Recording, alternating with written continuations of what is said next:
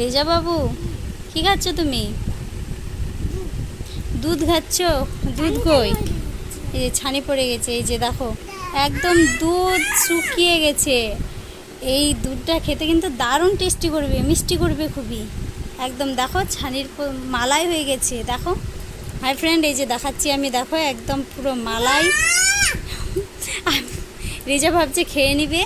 আর এই যে দেখো তোমার পিছনে কি আছে, দেখো দেখো টেডি আছে তোমার পিছনে, ও খেতে চাইছে। খেতে দাও, তোমার মালাই খেতে চাইছে কিন্তু। রেজা তো পুরো ডেকচি নিয়েই বসে গেছে একদম বিছানার মধ্যে। বিছানায় ফেলবে না কিন্তু। কি এটা দেখি, আমাকে দাও। দিবি না? কাগজের মতো করছে তো, শুকনো। চা খেয়ে নিল। টেডিটাকে দাও একটু।